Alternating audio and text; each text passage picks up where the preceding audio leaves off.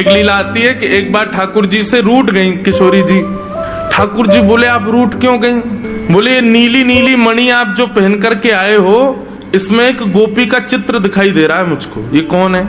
हमसे हूँ रूप गुण सुंदर, ये तो हमसे भी ज्यादा सुंदर है। इसके नेत्र तो देखो कितने प्यारे नेत्र हैं इसके। ठाकुर जी की मणि देख करके श्री जी कह रही हैं, इसकी मुस्कान तो देखो, पता नहीं कहां से तुम्हारे चक्कर में पड़ गई काले कलूटे, ये देखो कितनी प्यारी है। कौन है ये? इसके बारे में मुझे बताओ। मान करके रूठ करके बैठ गई। इतने में ललिता जी आई, किशोरी जी की सखी। ठाकुर जी से बोली, कहा भयो आज श्री जी नाराज क्यों हैं?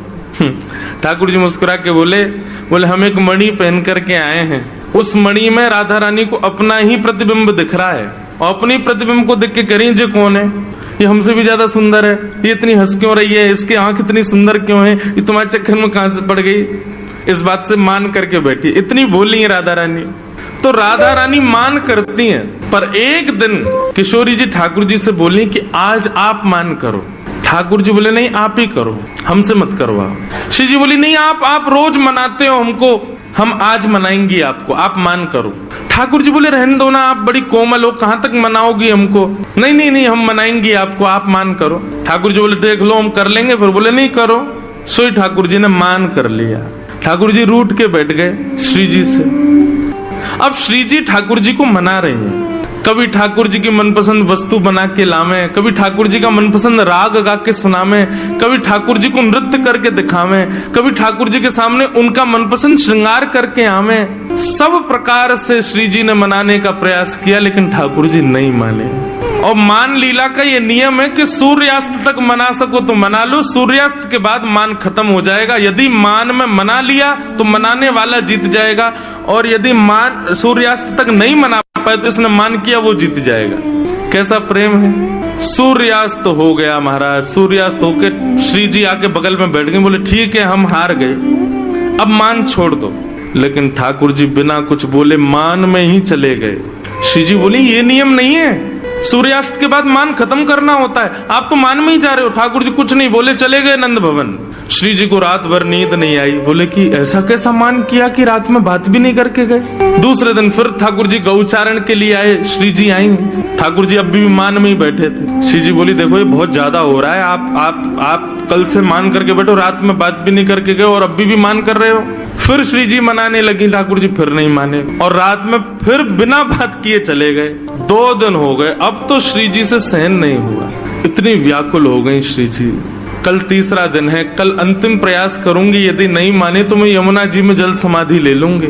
और तीसरे दिन श्री जी मनाने लगी, ठाकुर जी फिर नहीं माने। सो श्री जी उठ करके यमुना जी के तट पर चली गई। जैसे ही श्री जी के नेत्रों का अश्रुबिंद आकर के यमुना जी के जल में एक बूंद गिरा, यमुना जी का संपूर्ण जल लाल पड़ गया। यमुना जी प्रकट हो गई। हे श्यामा जी, आपको किसने विरह दिया? इतनी वेदना आपके हृदय में हो रही है। अभी आपके अश्रुबिंद का ताप इतना था, इतना ताप तो हमारे भैया यमराज नहीं देते किसी को नरक में, जितना ताप में आप हो इस वक्त। आप बताइए तो सही, किसने दिया आपको ये? श्री जी थोड़े भाव में बोली तुम्हारे श्याम सुंदर मान करके बैठे 3 दिन हो गए, रीझ ही नहीं रहे। यमुना जी बोली हाँ श्री जी को श्रम करा रहे हैं, रुको मैं बताऊं इन्हें। तो यमुना जी गई महाराज, और ठाकुर जी जैसी पीताम्बरी, ठाकुर जी जैसा श्रृंगार, ठाकुर जी जैसा मुकुट, ठाकुर जी जैसे बिल्कुल कानों में कुंडल, ठाकुर जी जैसे बिल्कुल डिट्टो कड़ूला, ठाकुर जी जैसी वंशी, ठाकुर जी जैसा श्रृंगार।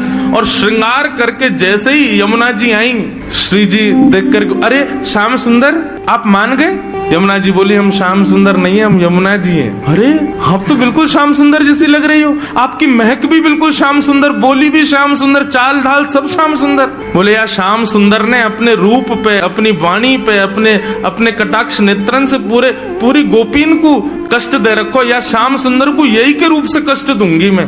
आप यहीं बैठी रही हो राधा रानी, मैं अभी जाऊं।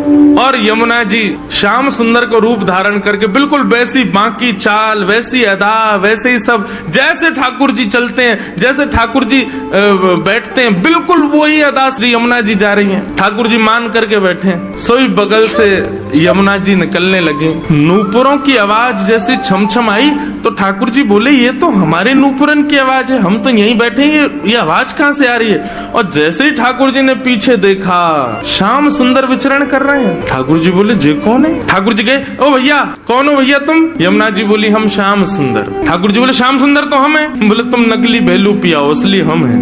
बोले ऐसे कैसे, तुम पे वंशी बजानी आवे, देखो मैं वंशी बजा के दिखाऊं। ठाकुर जी ने वंशी बजाई, उससे बढ़िया यमुना जी ने बजा दी। बोले मेरे पास काली कमली तुम्हारे पास है। यमुना जी ने अपनी काली कमली दिखा दी। सब प्रकार से ठाकुर जी अपनी वस्तु दिखावें और यमुना जी उसको प्रस्तुत करें। बोले अब कैसे सिद्ध हो कि असली श्याम सुंदर कौन है। यमुना जी बोली मैं एक टेर बजाऊंगो, यदि मेरी टेर सुन के राधा रानी बगल में आके खड़ी है गई तो समझो वही असली श्याम सुंदर, जाके बगल में किशोरी जी आके खड़ी हूँ। अब ठाकुर जी बोले हम तो मान करके बैठे, हमारे बगल में तो आएंगी नहीं, वो इन्हीं के बगल में आएंगी। जैसे ही टेर बजाई श्री जी आने लगी, ठाकुर जी दौड़ करके गए श्री जी के चरणों में। आप मैं असली श्याम सुंदर, मेरे बगल में, मैं कभी मान नहीं करूंगा, आज के बाद आप मेरे बगल में बैठ जाओ, एक बार सिद्ध कर दो। श्री जी बोली कौन कौन कहां से आ जाते हैं नकली नकली लोग, असली श्याम सुंदर तो वो। श्री जी गई और श्री यमुना जी के बगल में जाके खड़ी हो गई। अब तो सब गोपियां उन्हीं के चंवर डुरावे, उन्हीं पे इत्र छिड़कावे, उन्हीं पे गुलाब जल अर्पित करें, सिंहासन पे उन्हीं को बैठावे, उन्हीं को भोग लगावे और दूर करे श्याम सुंदर रो में। बोले मैं हूँ असली श्याम सुंदर, जे कहां से नकली आ गए हो। जैसे ही श्याम सुंदर